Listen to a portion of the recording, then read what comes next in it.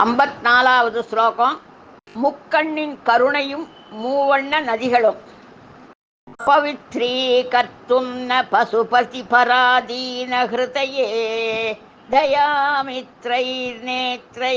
அருணதவலश्यामरुचिभिः நதசோணா கங்கா தபனன தனயோதித்ருவமுமும் த்ரயாணாம் தீர்த்தானாம் உபயநயசி சம்போத மனகம்.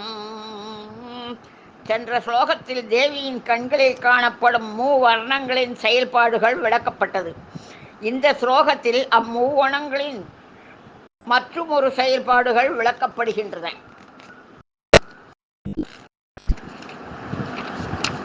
தனித்தனியே பிரித்தறியும் வண்ணம் தேவியின் விழிகளில் காணப்படும் சிவப்பு, வெண்மை, கருமை என்னும் மூவண்ணங்கள் இங்கே புண்ணிய நதிகளுக்கு ஊமையாக கூறப்படுகிறது.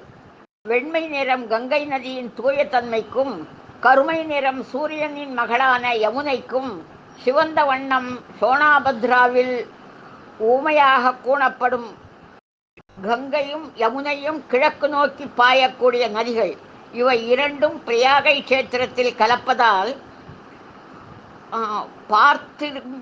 பார்த்திருப்போம். ஆயின் சோனபத்ரா இவைகளுக்கு நேர் எதிர் திசையான மேற்கு நோக்கி பாயும் நதியாகும். இந்நதியின் மணலில் தங்க தாதுக்கள் இருப்பதால் சிவந்த வண்ணத்தோடு ஒளிரும் இந்நதி புருஷ வடிவமாக புராணங்களில் சித்தரிக்கப்படுகிறது. இந்நதிகள் ஒவ்வொன்றுமே பஞ்சமா பாதகங்களை போக்கும் வல்லமை உடையவை. அப்படி இருக்க மூன்றும் சேரும் முக்கடலில் மூழ்கி எழுந்தவர்களின் நினைவுகளை பற்றி கூற வேண்டுமா? நேயமிக்க கருணை பொங்கும் தேவியின் விழிகளில் மட்டுமே இந்நதிகள் முக்குடல்களை காண இயலும். இதனை தேடி எங்கும் போகாது தேவியின் கண்களில் தியானிப்பவர்களுக்கு அவர்கள் அறியாமையினால் செய்த பாவங்கள் விலகி ஞானம் பெறுவர் என்பது உறுதி.